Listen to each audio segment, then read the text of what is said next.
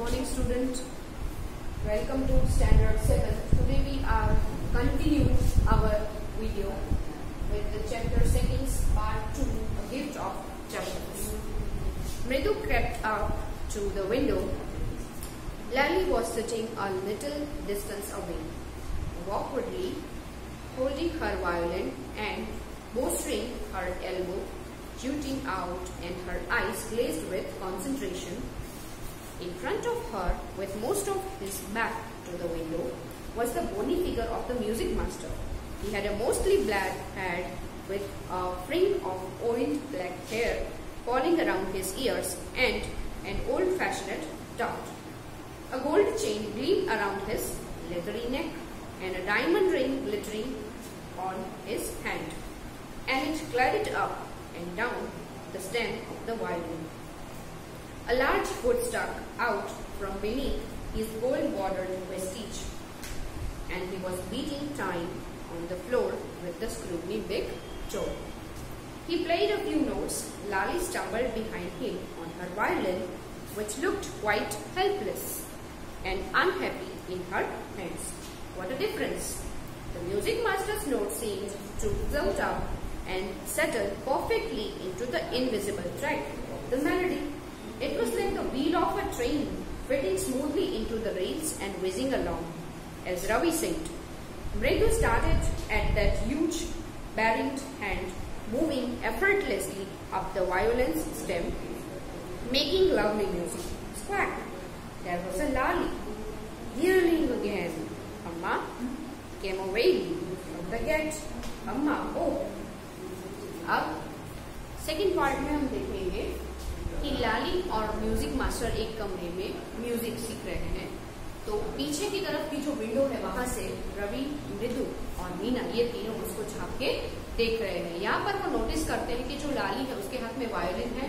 She was trying to play, वो try कर रही है कि म्यूजिक मास्टर जिस थीम में वो म्यूजिक को प्ले कर रहे हैं उसी ट्रैक में वो भी उसको बजाने की कोशिश कर रही है। और एक म्यूजिक मास्टर जो बैठे हैं जिसको पूरी तरह जिसकी पीठ जो है वो विंडो की तरफ है, तो यहाँ पर रवि और मृदु ये सब नोटिस करते हैं। उसका लुक यहाँ पर डिस्क्राइब किया गया है कि ज्यादातर उसके सिर पर बाल नहीं है और थोड़े से जो बाल है वो उसके कान की तरफ वो भी ऑयली यानी कि ऑयली है उनके।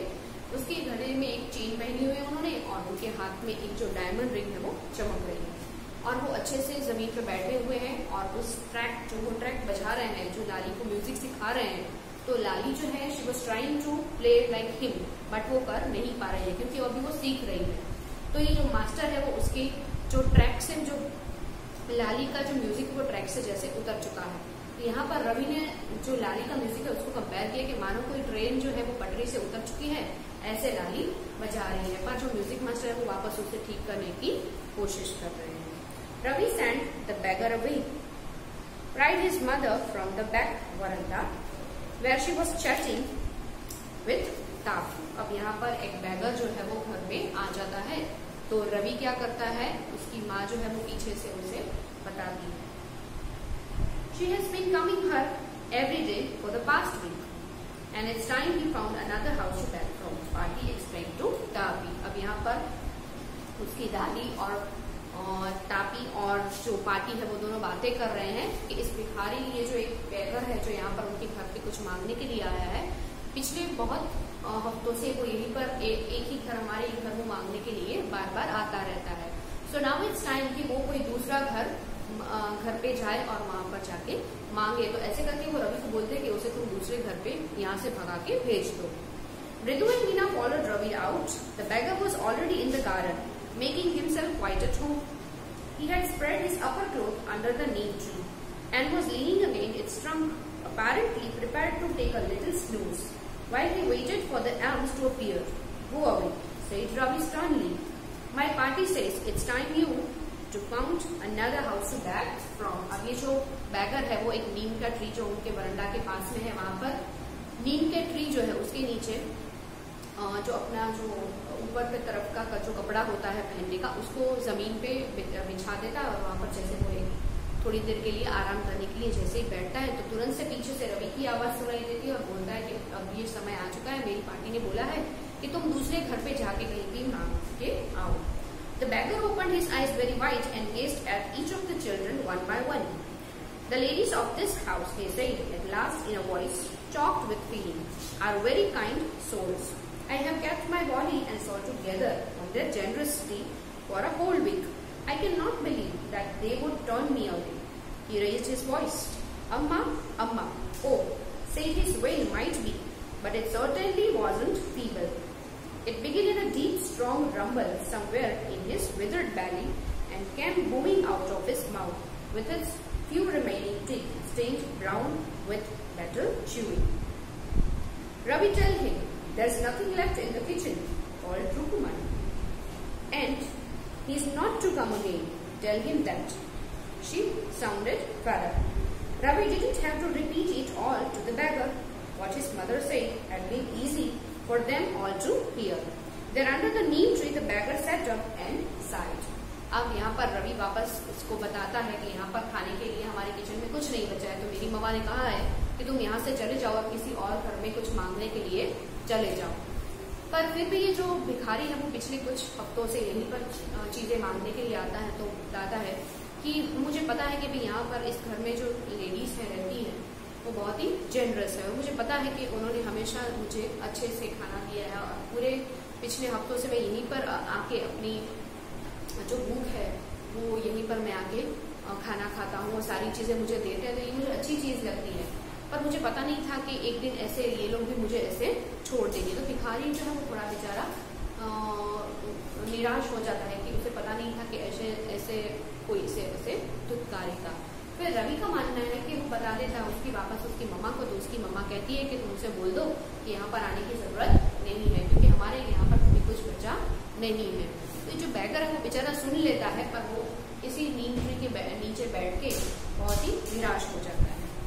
I'll go, he said wearily. Only let me have a rest here under this tree. The sun is so hot, the tar has melted on the road. My feet are already blistered. He stretched out his feet to show large pink peeling blister on the sole of his bare feet. I suppose he doesn't have the money to buy chappals. Mridu whispered to Meena and Ravi. Have you got an old pair in the house somewhere? I don't know, said Ravi. Mine are too small to fit his feet, or I'd have given them to him. And his feet were larger than Mridu's and Meena's. The beggar was shaking out his upper cloth and tightening his dhoti. He raised his eyes and looking fearfully at the road, gleaming in the afternoon heat.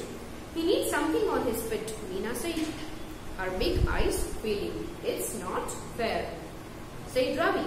I'm thinking about it. Blubbering. It's not fair. It's not fair. Isn't going to help?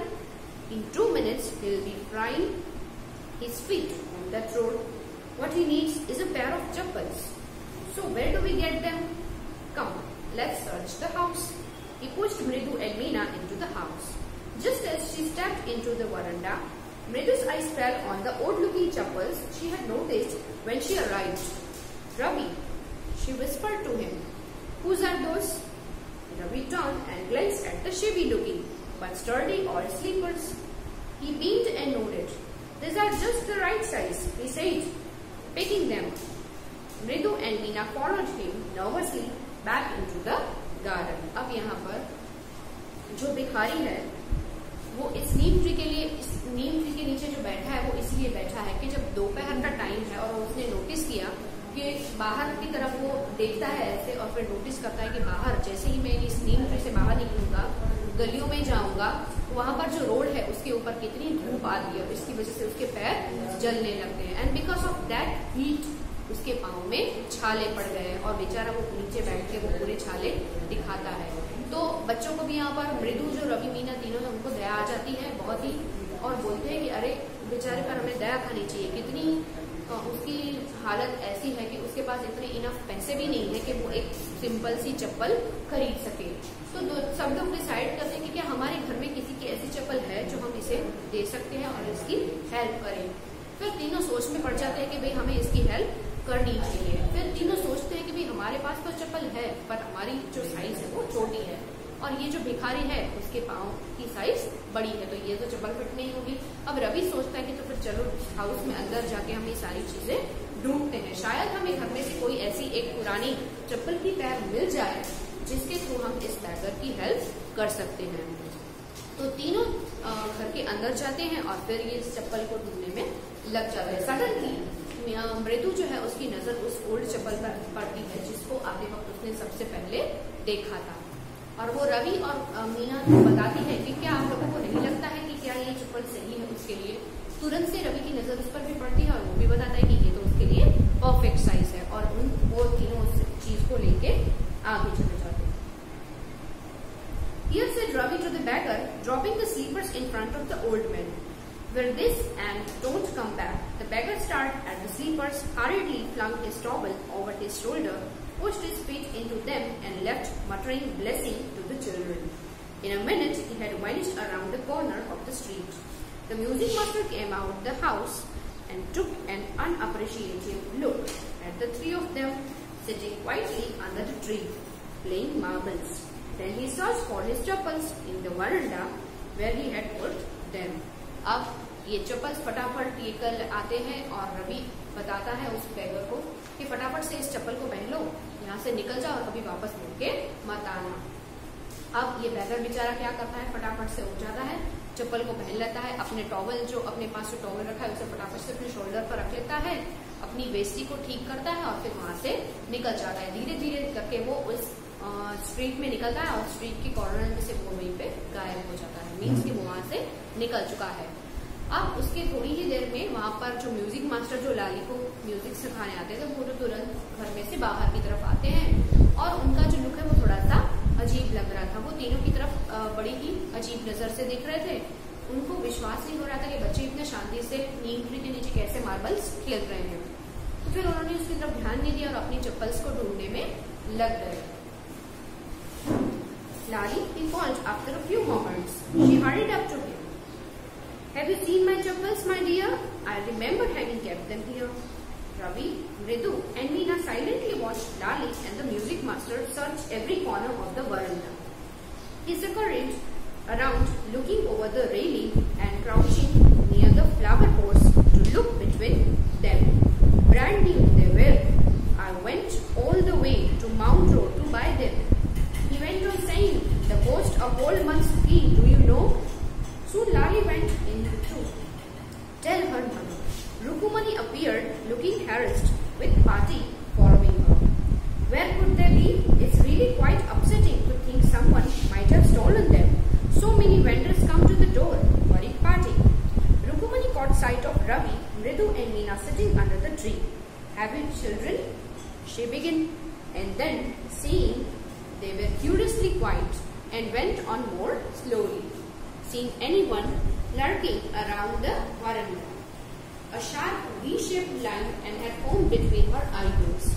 Another straight, tighter one appeared in place of her usually soft, pleasant mouth. Rukmani was angry, thought Ritu with a shiver. She wouldn't be so upset if she knew about the poor beggar with sores on his feet. She tried to tell herself.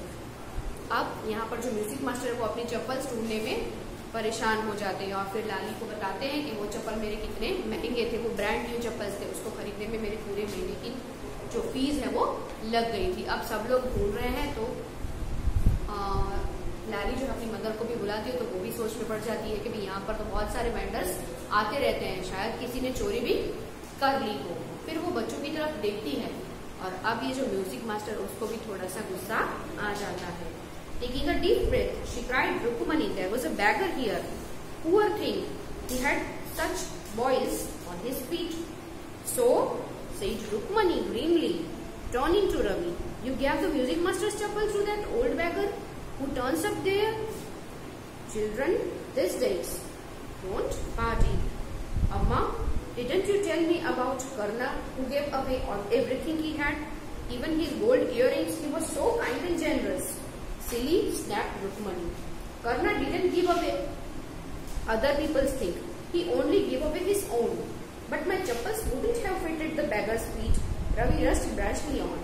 And Amma, if they did fit, would you really not have minded? Ravi said, Rukmani, very angry now. Go inside this minute. She hurried indoor and brought out Gopu Mama's hardly worn new chappals. This should be fit you, sir. Please put this on. I am so sorry. My son has been very naughty. The music master's eyes lit up. He put them on, trying not to look too happy. Well, I suppose this will have to do. These days children have no respect for elders. What to do? A human incarnate. Only Ram can save such a naughty fellow. Rukmani's eyes flashed. She didn't seem to like Ravi being called a monkey, even a holy monk. She stood stiff and straight by the front door. It was clear she wanted him to leave quickly. अब जैसे ही उसकी जो mother है, रवि की mother है, उसको ये लगता है कि कहीं बच्चों ने कुछ शरारत की है, वो तुरंत से बच्चों को पूछने लगती है। तो रवि तो सच बोलता है कि भाई मामा, हमने उस बैगर को ये चप्पल दे दी है, क्योंकि उसके पाँव में बहुत छाले पड़े हुए थे और ऐसी धूप में वो बेचारा कितना परेशान हो जाता। उसको एक चप्पल की जरूरत थी तो हमने उसको दे दी। और फिर वो ये भी बताया कि मामा, तुमने क्या बताया था ना एक दिन हमें कि भाई जो कर्ण था वो कितना दानवीर था, उसने अपना सब कुछ दे दिया था। तो क्या तुम्हें ये बात तुम्हारी पसंद नहीं आई? क्योंकि मैं अपने चप्पल देना चाहता था पर मेरे चप्पल तो बहुत ही छोटे थे और उनको वो फिट नहीं आने वाले थे। तो अगर क्या मैं मेरे अब चप्पल दे देता तो सच में तुम्हें कोई परेशानी नहीं होती? तो उसकी मम्मा उसे ये भी बताती है कि कर्ण ने भले ही अपना सब कुछ दे दिया था, इट्स अ ट्रू थिंग, पर उसने किसी और की चीजें नहीं दी थी, पर अपनी खुद की चीजें दे दी थी। अब यहाँ बच्चों के दिमाग में इन्हीं चीजें चल रही है कि हमने किसी को एक अच्छे पर्पस के लिए हेल्प की है, वही बड़ों के लिए चीज थोड़ी सी परेशानी में हो जाती है। तो फिर उसकी जो रवि की मदर है वो म्यूजिक मास्टर से सॉरी फील करती है और उसके जो मामा है उसकी चप्पल जो है हार्डली उन्होंने यूज की हुई है, नई सी पड़ी हुई है, वो चप्पल उनको दे देती है। अब म्यूजिक मास्टर का यहाँ पर ये बताते हैं कि आजकल के बच्चे वो बहुत ही नॉटी है, वो बड़ों की रिस्पेक्ट नहीं कर सकते और ये भी बताते हैं कि भाई इन नॉटी बच्चों को तो राम भगवान ही संभालेंगे।